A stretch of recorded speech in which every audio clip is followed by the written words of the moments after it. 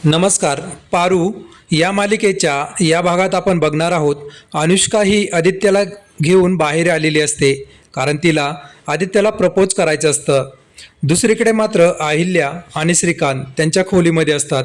अहिल्यादेवी म्हणते, खूपच टेन्शन आलंय मला. श्रीकांत म्हणतो, आता कसलं टेन्शन आलंय तुला?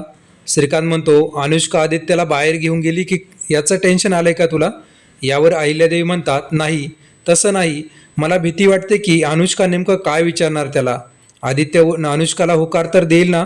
अहिल्यादेवी म्हणतात, मी अनुष्काची परीक्षा घेतली होती, याचाच सूड म्हणून नकार तर देणार नाही ना?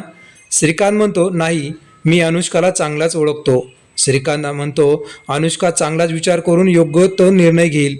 श्रीकांत म्हणतो, तू निश्चिंत राहा, नक्कीच सर्व काही पॉझिटिव्ह होईल. दुसरीकडे अनुष्का ही आदित्यला डेटवरती घेऊन आलेली असते. तिथे गेल्यानंतर आदित्य म्हणतो, वाव, काय सुंदर सजावट केली आहे. मला 100% खात्री आहे. हे सगळं पाहून आदित्य म्हणतो, 100% खात्री आहे मला, हे सर्व पारूनेच केलेलं असावं. आदित्य म्हणतो, मला काय आवडतं आणि काय नाही याचं सर्व नॉलेज आहे पारूला. त्यानंतर आदित्य आणि अनुष्का दोघेही टेबलवरती जाऊन बसतात. यावर अनुष्का म्हणते, आदित्य, यू नो व्हॉट, मला तुझ्या आणि माझ्या मैत्रिणीचा खरंच अभिमान आहे.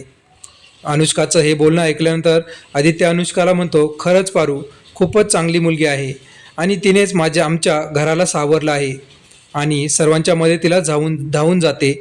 आदित्य म्हणतो, प्रीतमवरती ती अगदी लहान भावाप्रमाणेच प्रेम करते आणि आईला मात्र ती देवी आईच मानते.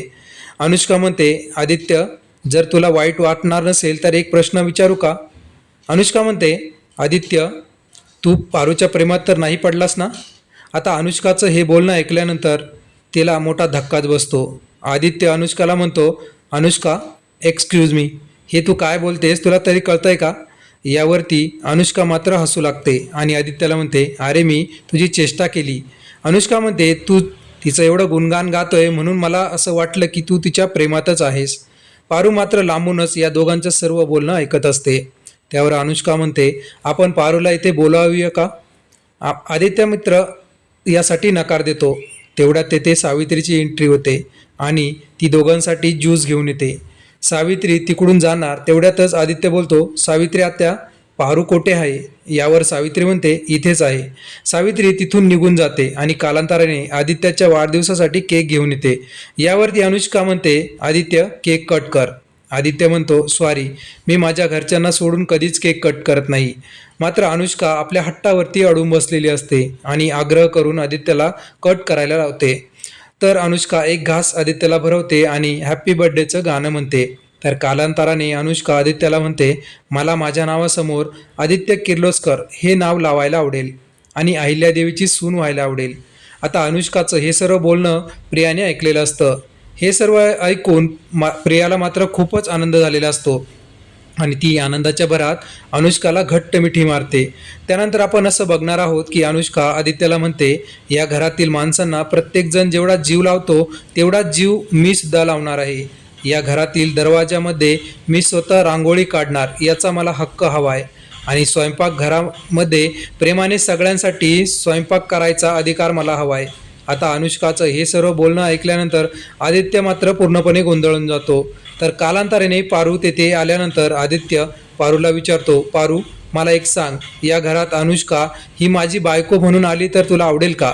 पारू मात्र आता पूर्णपणे गोंधळून जाते. मात्र खोटं हसू आणि खोटा आनंद आपल्या चेहऱ्यावरती आणत ती होय असं म्हणते. आता पारूचा सुद्धा होकार आहे हे बघितल्यानंतर आदित्य अनुष्काला म्हणतो, हे बघ, माझ्या आईच्या विरोधात मी कधीच जात नाही, त्यामुळे मी या लग्नासाठी होकार देतो. प्रिया मात्र हे सर्व ऐकून खुश झालेली असते आणि ती आदित्यला म्हणते, मी घरी जाते आणि ही गोड बातमी सर्वांना सांगते. आता ही बातमी अहिल्यादेवीला ऐकून खूपच आनंद झालेला असतो. ही गोड बातमी ऐकून अहिल्यादेवी म्हणतात, माझ्या मनात जे होतं तसंच घडलं.